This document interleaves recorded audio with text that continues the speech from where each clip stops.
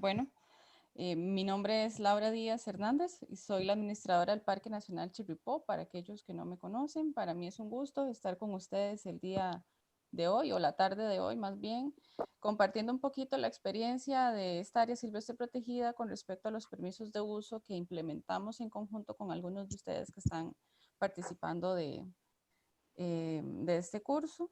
Si tienen alguna duda, yo no tengo ningún problema si la hacemos de una vez. Si alguno también por parte de los permisionarios quisiera aportar algo, también es muy bienvenido el comentario. Em, bueno, solo un poquito de información del parque para aquellos que no conocen un poquito la historia. Digámosle. Bueno, hay un micrófono abierto, me parece, y bueno, ok. Em, el Parque Nacional Chirripó fue constituido como área silvestre protegida en 1975, pero más sin embargo, antes de esta fecha de constitución, ya muchísima gente visitaba este sitio por diferentes motivos, algunos para investigación y otros simplemente como paseo familiar o como paseo anual, ¿verdad? Y se tienen algunas fotos. Estas son algunas reseñas de lo que había antes de lo que hay ahora, ¿verdad? Los refugios que se utilizaban, eran condiciones muy difíciles, muy adversas. Recordemos que el clima ha ido cambiando también, entonces posiblemente era más, se sufría más una gira en los años 60, 70 que ahora, ¿verdad? Principalmente por las condiciones que fueron cambiando, no solo en infraestructura, sino también a nivel de senderos, ¿verdad? Como pueden ver, según me indican algunos, esta foto que se ve a la izquierda es parte de la Cuesta de los Arrepentidos, lo cual es muy distinto al sendero actual, ¿verdad? Parece ser un poco más complicado antes. Y esta foto, de la otra, la que está a mano derecha, es uno de los, o era uno de los refugios que existía en Valle de los Conejos, que por cierto me parece que le llamaban algo así como la hielera. Eso creo que nos dice exactamente por qué, ¿verdad? Seguro era demasiado frío, es en latas con algunos plásticos, entonces sí, parece ser que las condiciones en esos años eran muy difíciles, más sin embargo, esto no era, esto nadie le ponía pero a esas cosas, más bien yo creo que esto es uno de los principales atractivos que tiene la cordillera de Talamanca, y por eso es que todos, muchos nos aventuramos, ¿verdad? A subir, ya sea a cualquier parte de la cordillera, para poder experimentar estas condiciones que no hay en ningún otro sitio de Costa Rica. Pero también este sitio a lo largo del tiempo ha presentado muchísimas o principales amenazas, ¿verdad? Esto es, bueno, pueden ver el lago San Juan totalmente quemado, ¿verdad? Los incendios forestales siempre han sido una constante, más bien en los últimos años, gracias a la conservación que se realiza de forma conjunta con muchos de ustedes que están aquí presentes en el curso, es que estas fotos son solo fotos y ya no son una realidad, ¿verdad? O sea, ya el Parque Nacional Chirripó en su interior ya no ha sufrido estos cambios o alteraciones drásticas a causa de un incendio forestal provocado principalmente por el mal uso del fuego dentro de estos albergues que habían, o por cacería o por alguna otra eventualidad. Pero fue algo que también a lo largo del tiempo fue determinante para nosotros como Estado en su momento definir o decidir qué hacíamos con un ecosistema tan importante y que tenía o presentaba amenazas tan fuertes, ¿verdad? Entonces, es a partir de los años 60, ¿verdad? Que empiezan y 70 que empiezan no solo citadinos que quieren ir a conocer o entidades de la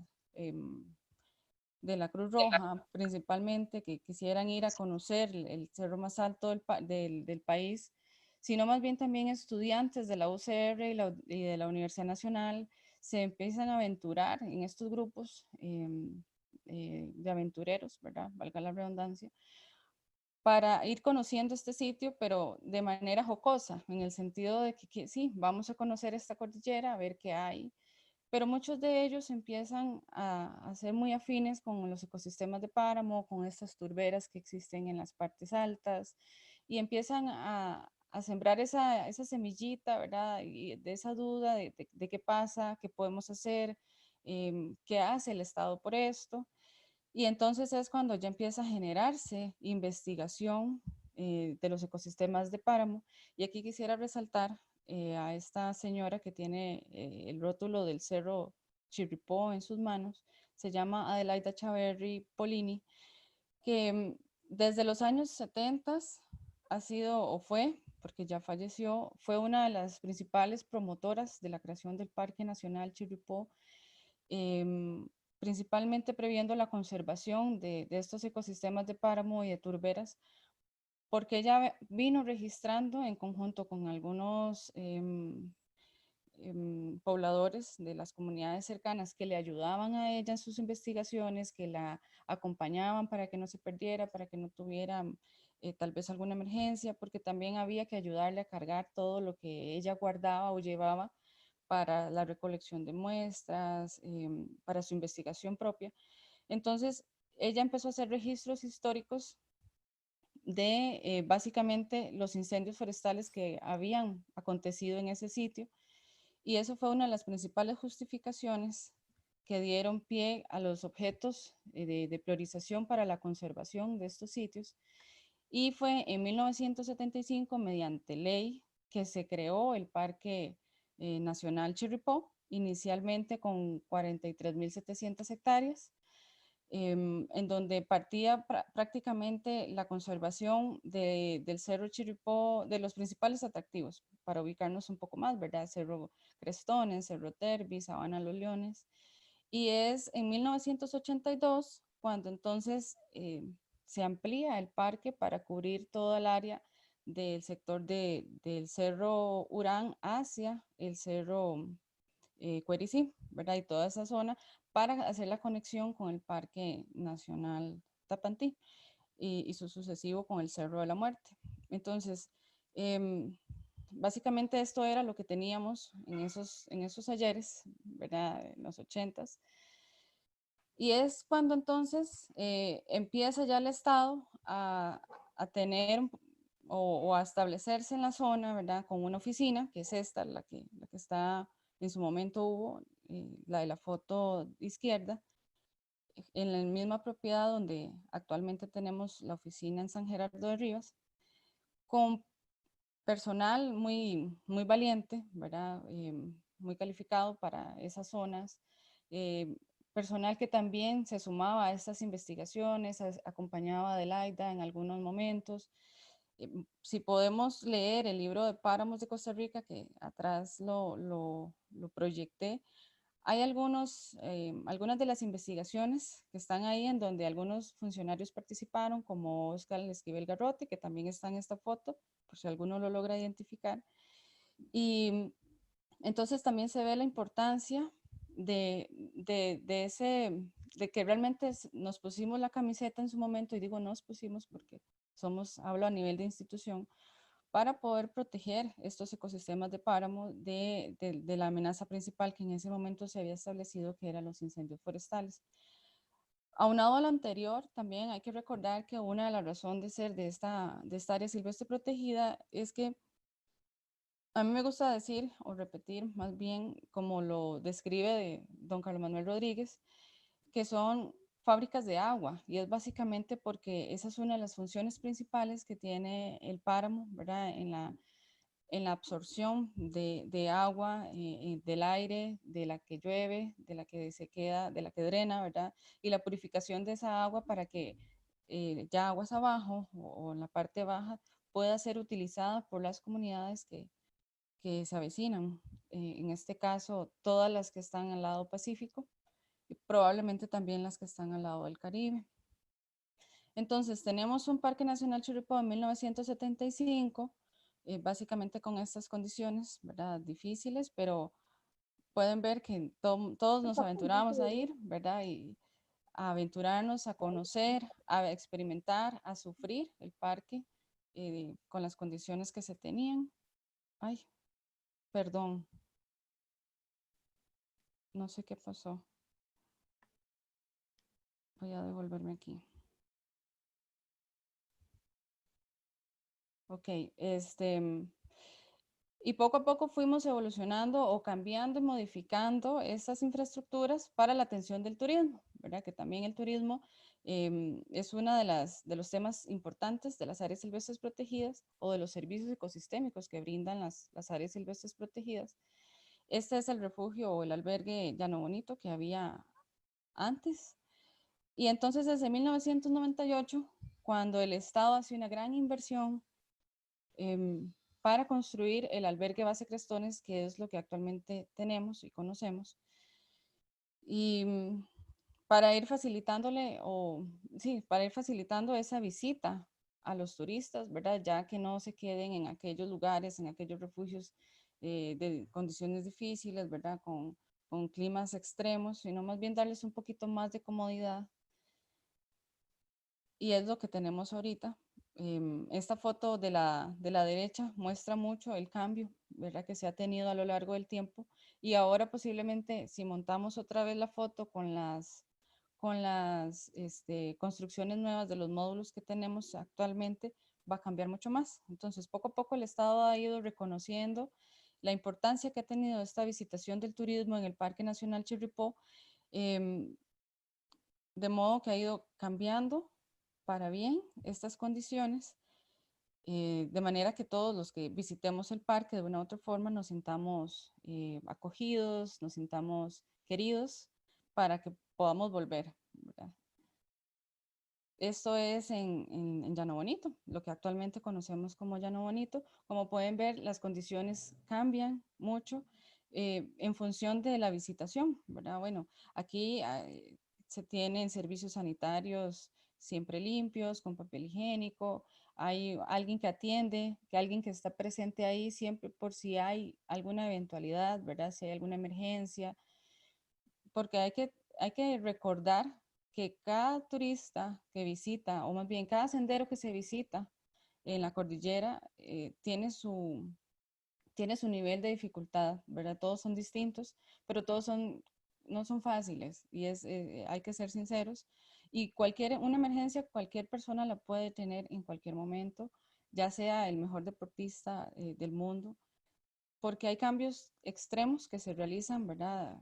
Dependiendo cómo hagamos la visita, o bien porque el terreno es muy complejo. No estamos hablando de un terreno con una calzada totalmente homogénea, sino más bien es muy discontinua, muy diferente, cambia en cada kilómetro, se suda distinto en cada kilómetro y se sufre distinto en cada kilómetro, y por eso también es importante a lo largo de los senderos ir teniendo esta infraestructura que permita la atención de cualquier emergencia, ¿verdad?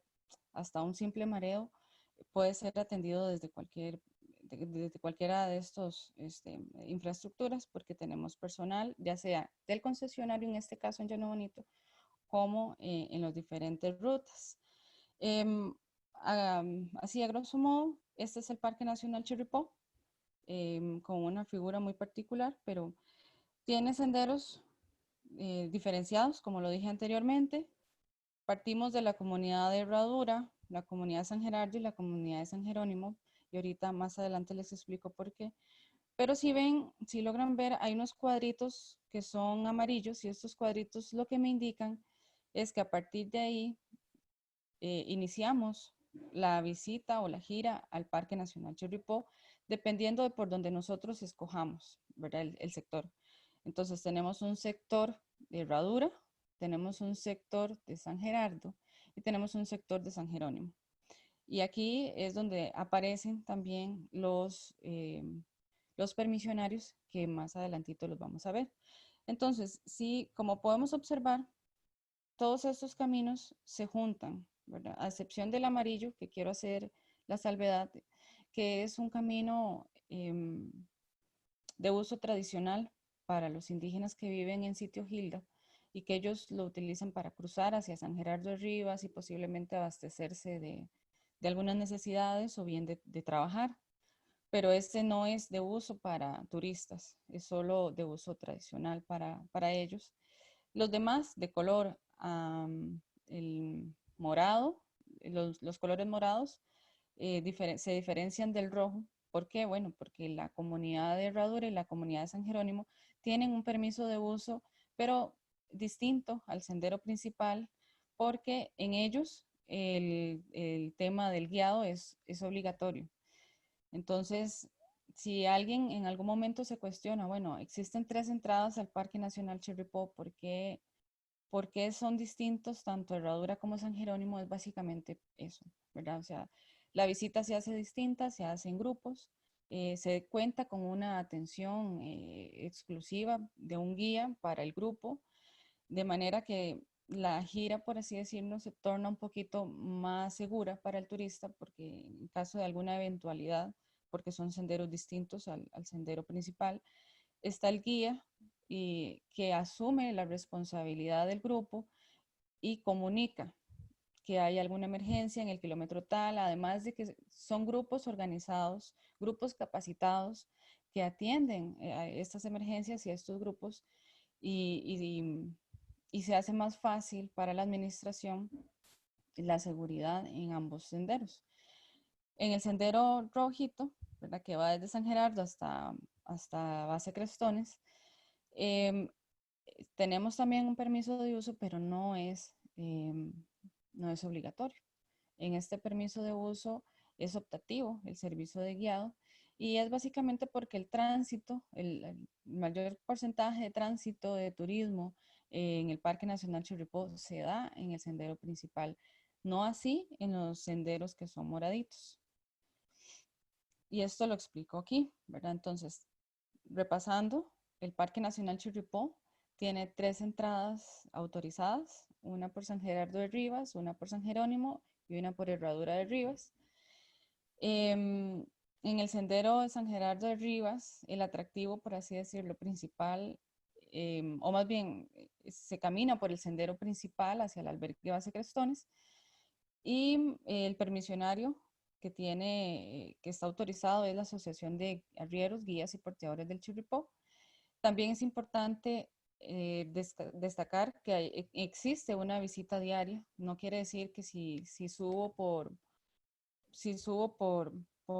San Gerardo de Rivas, me tengo que quedar, no puedo hacer un sub y baja, como lo dicen los visitantes, ¿verdad? Que es en un mismo día subir a partir de las 3 de la mañana, que es cuando el plan de manejo permite la visita, y ver hasta dónde llego en el sendero. Muchos afortunados logran llegar hasta el Cerro Chirripó, que es el principal atractivo, y otros se regresan de camino. Tenemos a San Jerónimo, ¿verdad?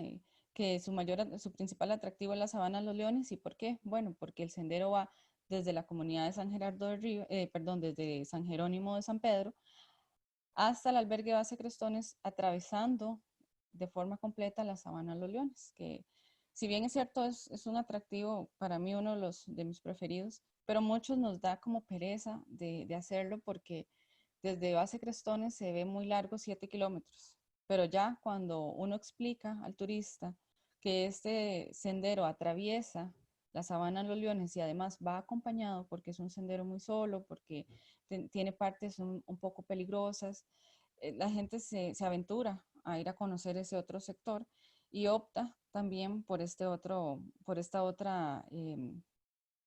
ingreso, que el permisionario es Aturena, es la Asociación de Turismo del Cerro Ena, que también tenemos compañeros aquí en el curso, y también cuenta con una visita diaria, de manera que si yo no quiero pues ir hasta el albergue Base Crestones y quedarme, puedo subir desde San Jerónimo de San Pedro hasta la Sabana de los Leones y regresarme.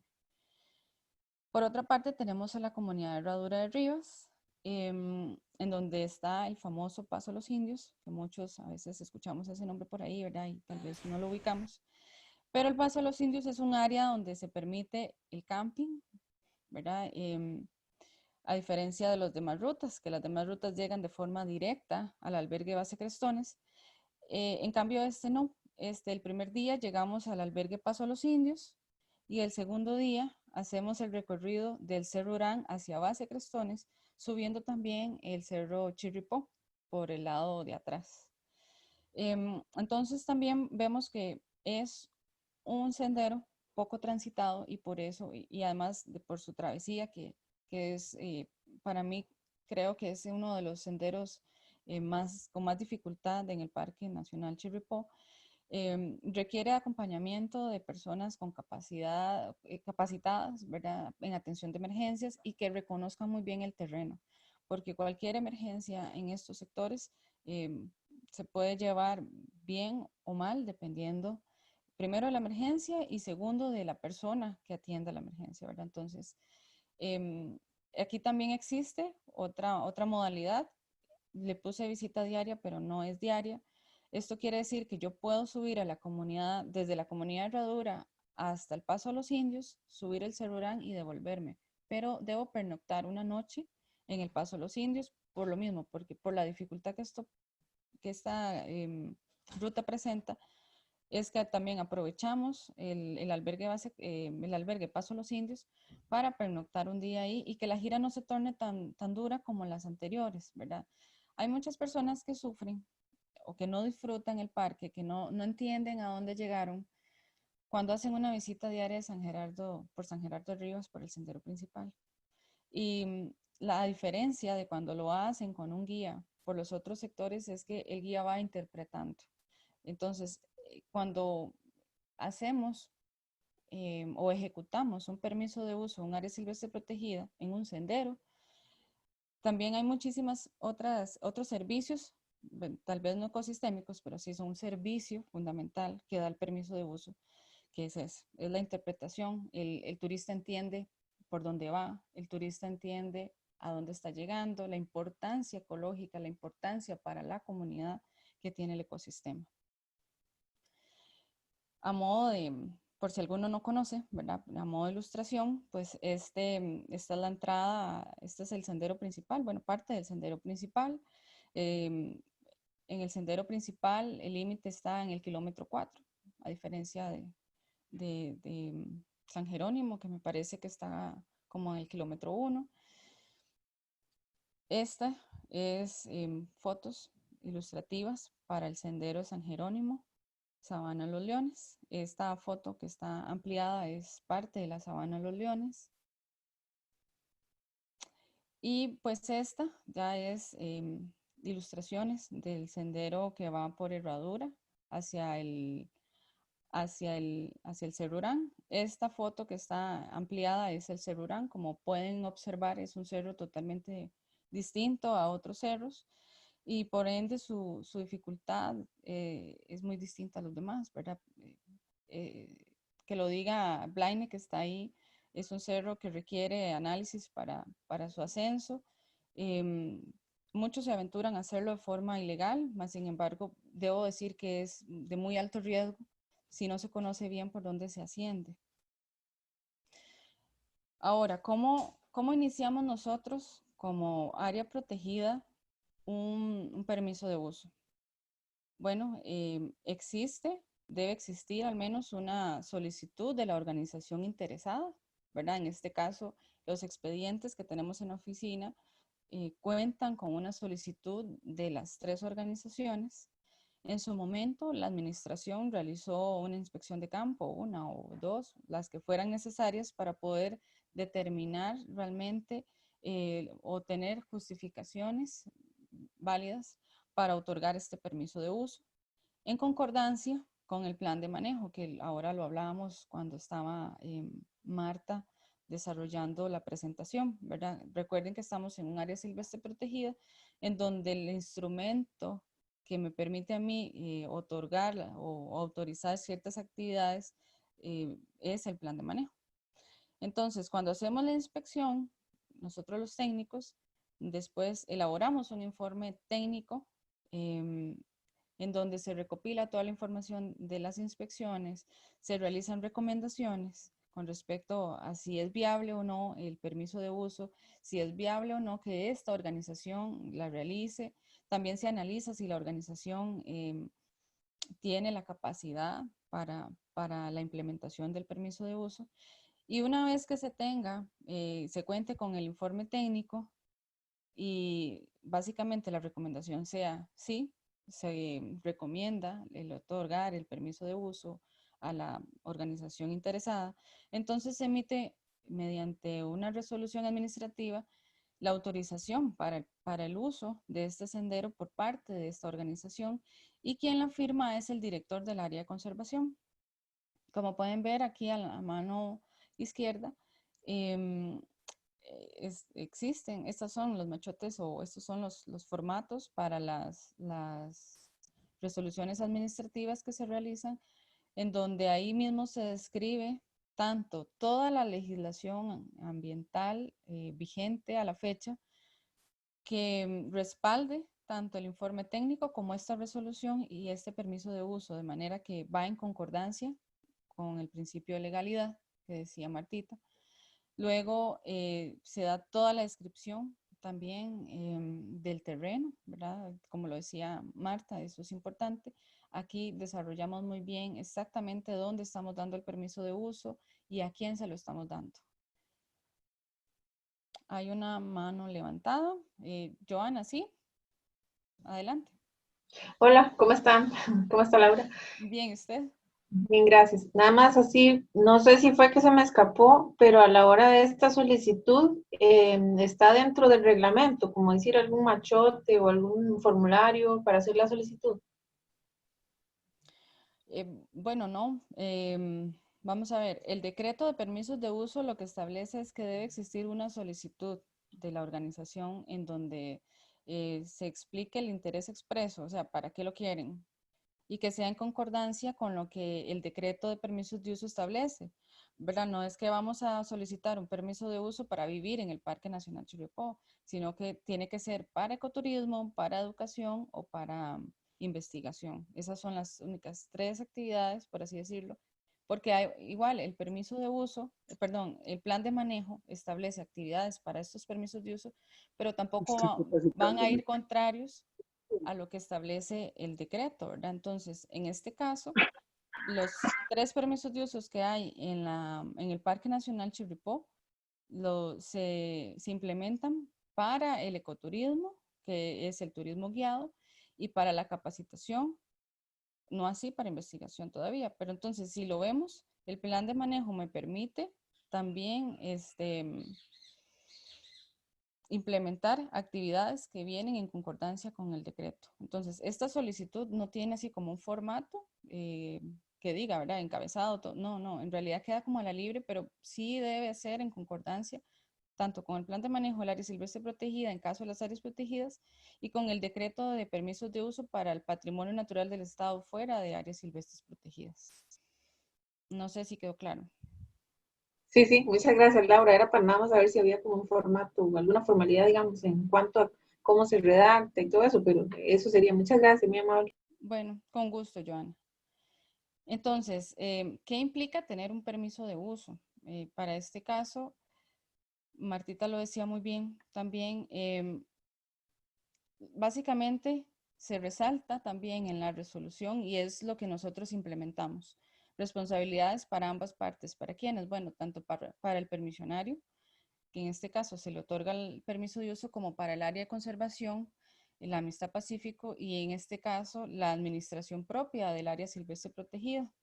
¿Y por qué digo que es una responsabilidad para ambas partes? Bueno, porque si bien es cierto, la mayoría de esas actividades las ejecuta el permisionario, la administración del Parque Nacional Chirripó o del PILA en su momento debe ir de la mano, ¿verdad? Todo lo que se haga dentro del marco de este permiso de uso debe ir en concordancia de todo lo que se establezca en las agendas conjuntas. ¿Qué quiere decir? Que si vamos a hacer un mantenimiento de senderos, esto debe ser informado a la administración y la administración después debe de ir a verificar, ¿verdad? Que realmente se está haciendo. Eh, es la administración quien establece la cantidad de días que se pueden ingresar al área silvestre protegido y también la cantidad de turistas por día. Se autorizan servicios conexos como el porteo de equipaje y eso es un ejemplo, ¿verdad? Tanto para el permiso de uso de San Jerónimo como el de Herradura. Nosotros también autorizamos no solo el guiado, sino también el porteo de equipaje. para facilitarle al turista su visita dentro del área silvestre protegida. Y este porteo, en este caso, no es obligatorio, solo es el guiado. También es responsabilidad del permisionario la conformación de las brigadas de los bomberos forestales, pero la administración del área silvestre protegida también tiene la responsabilidad de elaborar e implementar de forma conjunta con estas brigadas todo el plan de contingencia para incendios forestales. Y esto lo subrayé porque si recordamos al inicio, cuando hablábamos del Parque Nacional Chirripó y un poco las amenazas por las cuales nos llevaron como Estado a proteger este sitio, es básicamente porque los incendios forestales siempre es como la alerta para cualquier actividad que se realice, ¿verdad? Y cualquier cosa que se haga en las áreas protegidas, que sea esta su amenaza principal. Entonces, lo subrayo porque el plan de contingencia y la conformación de estas brigadas y el mantenimiento de estas brigadas, ¿verdad? La actualización que les realicemos con las capacitaciones, con los trabajos de campo, teniendo la herramienta siempre lista, que por cierto, ya deberíamos de estar trabajando en este tema, abro la coñita, es muy importante y es básicamente el peso que le da a los permisos de uso, porque nosotros mismos como Estado se nos hace muy complejo atender ese tipo de emergencias si no contamos con la participación de ustedes y el compromiso principalmente y la disposición de las comunidades mediante las brigadas de los bomberos. También es el caso de las emergencias en las áreas silvestres protegidas, principalmente cuando alguien se extravía, ¿verdad? Son los permisionarios los que generalmente nos colaboran en este tipo de emergencias. ¿Y por qué? Bueno, muy sencillo, creo que son las personas que más conocen el Parque Nacional Chirripó en este caso, porque siempre lo caminan, ¿verdad? Porque siempre son esos ojitos sobre el sendero que nos van indicando y haciendo esa vigilancia, tanto de ingresos ilegales como de incendios en el sector de Sitio Gilda, como lo hizo Katia en su momento, como lo ha hecho Blaine, o como lo hacen los compañeros de San Jerónimo y los de San Gerardo de Rivas cuando fue eh, el incendio incipiente, ¿verdad? Ahí en Montesinfé. O sea, son esos ojitos que nos ayudan a tener realmente vigilado el parque, al menos en esos sectores en donde ellos transitan. Y para todo esto también es importantísimo tener la presentación de informes semestrales sobre la implementación de este permiso de uso, reportando la cantidad de turistas que ingresaron, los ingresos que ellos, que como organización tuvieron y también el canon aportado en ese semestre, ¿verdad? Recordemos lo que dijo Marta. Este permiso de uso se da, y ella usó la palabra como un alquiler, más o menos, ¿verdad? No deberíamos de homologarlo así, pero tal vez como para entenderlo mejor, el Estado da el permiso de uso y a cambio el permisionario debe de dar un canon y es cumpliendo todo lo anterior, ¿verdad? Con las brigadas, con la participación del plan de contingencia, en el mantenimiento de los senderos, y etcétera. Y todo eso se debe contabilizar para la presentación del informe semestral. Y como lo dije anteriormente, en algunos permisos de usos el guiado es obligatorio, en otros no, como es el caso del sendero principal, en donde es una opción para el turista que quiere tener un acompañante o le da temor porque ha escuchado algunas cosas del sendero, entonces buscan un guía para que les ayude a llegar y a cumplir la meta de al menos llegar a base Crestones. Entonces, por lo que vemos y por lo que yo puedo sistematizar ahorita, es un común acuerdo. Los permisos de uso se hacen en común acuerdo. ¿Por qué? Porque si vemos bien lo que está descrito aquí, son muchas de las actividades que ya las comunidades interesadas, por eso no es cualquier comunidad, son las comunidades interesadas, que ya han venido desarrollando agendas conjuntas y temas importantes para el área silvestre protegida, que por así decirlo se han ganado el piso en tener un permiso de uso y mantenerlo en el tiempo por todo el esfuerzo y dedicación en la conservación y protección de estos recursos. Entonces, un permiso de uso yo así lo podría decir que es el resultado de agendas conjuntas entre organizaciones y el Estado, en este caso el área silvestre protegida, de alta conveniencia para los intereses de protección y conservación, favoreciendo la participación ciudadana en monitoreo ecológico y gestión de amenazas. ¿Verdad? Muchos de los que estamos aquí participando podemos dar fe de esta participación ciudadana en muchos temas. Aquí se engloban en monitoreo ecológico, ¿verdad? Y en la gestión de amenazas, pero estoy segura que hay muchísimas actividades que podríamos ir ahí enlistando de las que ustedes realizan de forma conjunta con nosotros y que nos ayudan de una u otra forma a realizar esta protección y la conservación propia del Parque Nacional Chirripó para este caso. Laura. Sí, don Carlos. Disculpe, es que sobre el tema anterior, es por una duda. Nosotros, digamos, como Asociación de Guadalupe, somos parte del nuevo consorcio que va a trabajar con los... Yo sé que es otra figura. Los servicios no esenciales, el permiso de uso en este caso, es para salir de la duda, porque esto Sí. yo no lo conocía. En este caso, digamos, para efectos de mantenimiento del sendero y ese tipo de cosas que son tan importantes,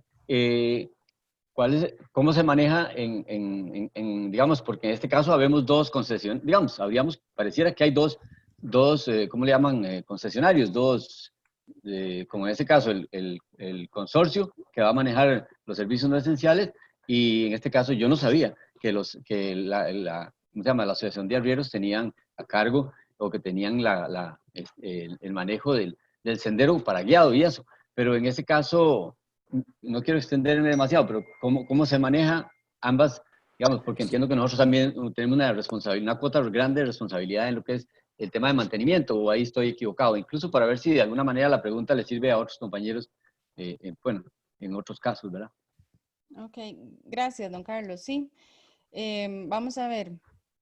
Anteriormente se hizo de esa forma, de manera que tanto la Asociación de Arrieros como representación o como conformante del Consorcio Aguas Eternas, que fue el consorcio anterior, tenían la responsabilidad de tener de hacer el mantenimiento del sendero principal, ¿verdad? Básicamente, o sea, por así decirlo, existían esas dos figuras realizando la misma actividad. Ahora, para esta implementación, que es a lo que usted tal vez le alarma un poquito, don Carlos, nosotros lo estamos haciendo diferente, en el sentido de que el Parque Nacional Chirripó no solo tiene estos 3 senderos, sino más bien hay toda una red de senderos en la parte alta que también requieren de mantenimiento.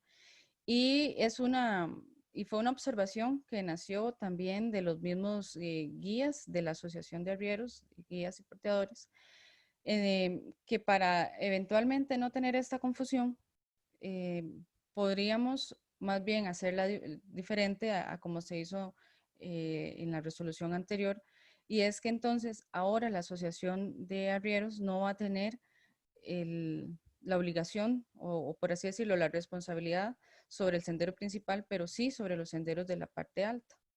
Entonces va a haber solo un ente responsable del mantenimiento del sendero principal de ahora en adelante, que es el concesionario o el contratista, el Consorcio Rural Comunitario del Chirripó, y la Asociación de Arrieros, Guías y Porteadores como permisionario. Su responsabilidad se va a enfocar principalmente en el mantenimiento de los senderos de la parte alta. No sé si le quedó claro, don Carlos. Sí, gracias. Yo personalmente considero que digamos, el papel de la Asociación de Arrieros ha sido muy importante. Bueno, ustedes saben, yo fui guardaparques y uno conoce la historia de todo esto. Y para mí es esencial el trabajo de ellos y es importantísimo. En las circunstancias actuales hay cierta distancia, pero yo quería saberlo porque para mí es importantísimo ir, digámosle, ojalá dando las condiciones para que ojalá pudiéramos llegar a trabajar de la mejor manera, en forma conjunta, y ojalá que dadas una circunstancia de emergencia o lo que fuera, pudiéramos verdaderamente poder hacer una atención oportuna y eficaz. Entonces, la duda era más que todo enfocada en ese sentido. Gracias. Ok, muchísimas gracias, don Carlos.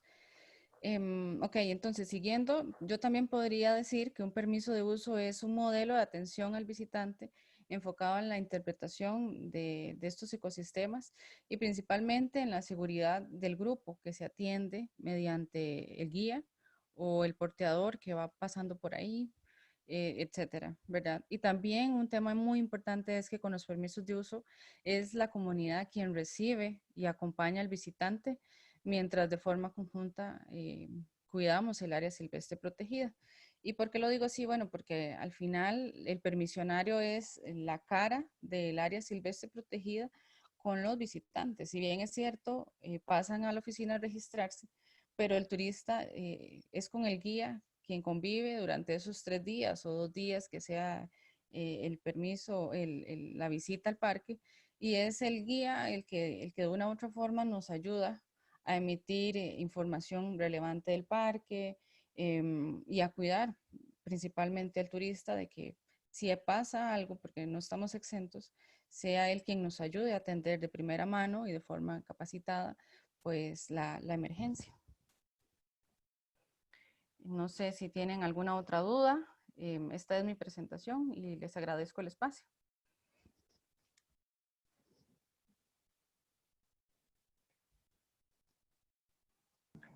Hola Laura, ¿qué tal?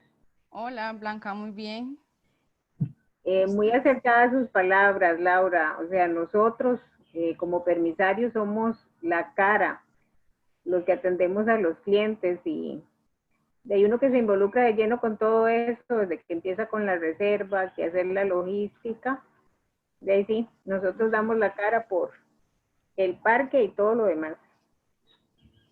Sí, así es, Blanca. Y nosotros igual, muy agradecidos con ustedes por la gran responsabilidad que toman en sus hombros, ¿verdad? De recibir a los turistas y de llevarlos hacia esos sitios que para ellos son importantes y para nosotros también de una forma muy responsable, muy comprometida y con toda la disposición. Claro, y de eso depende también, pues, que hayan menos quejas, si se atienden bien, pues también el SINAC queda bien. Entonces, claro que sí es trabajar en conjunto. Sí, así es. ¿Algún otro comentario? Ahorita sale mi tata dando pajas. Hable mi tata. Jaime, no sé si quiere decir algún otro comentario. Raquel, una preguntita. Ay, Raquel, perdón, no la vi. ¿Qué tal, Raquel? Hola, ¿cómo están todos? Un gusto saludar. Y Laura Igual, y a todos. igualmente, Raquel. Gracias. Sobre el proceso para obtener un permiso de uso, bueno, ya decías lo de la solicitud, luego una inspección técnica. Más o menos cuáles son los tiempos, digamos, de la solicitud, luego la inspección técnica, el análisis, por lo menos esa primera etapa, ¿cuánto tiempo se lleva? Ok, esto va a depender mucho, Raquel, y principalmente si estamos enfocándonos en el sendero que Caturcoche había solicitado el permiso de uso en Llano Bonito. Y digo que depende mucho de los tiempos porque si ya es un sendero que está hecho y si es fácil de recorrer, entonces nada más se hace la inspección y se va cumpliendo en tiempos, ¿verdad? Yo pensaría que en 6 meses podría ser un buen tiempo para hacer un buen análisis, dependiendo de los indicadores que haya que levantar en sitio, ¿verdad? Porque puede ser que yo necesite hacer una inspección en verano y otra en época de invierno. Ahora, para el sendero de Llano Bonito, pues al no haber sendero ha sido un poco complejo por la determinación propia en campo de este. De hecho, el día de ayer y el día de hoy, los compañeros Enzo y en conjunto con unos voluntarios de la Universidad Nacional que están haciendo este levantamiento en Llano Bonito, fueron, es la segunda vez que suben, perdón, como la tercera vez que suben en este semestre, para ver si logran determinar por dónde va el sendero, porque les ha costado mucho. Entonces, dependiendo del caso, puede ser muy sencillo, nada más se va al campo, se determinan los indicadores y se hace el informe, o bien hay que empezar de cero por identificar el sendero, ir a preguntar otra vez al pueblo si alguien se acuerda, después volver a subir con esa persona si está disponible. Entonces va a depender mucho del caso, Raquel.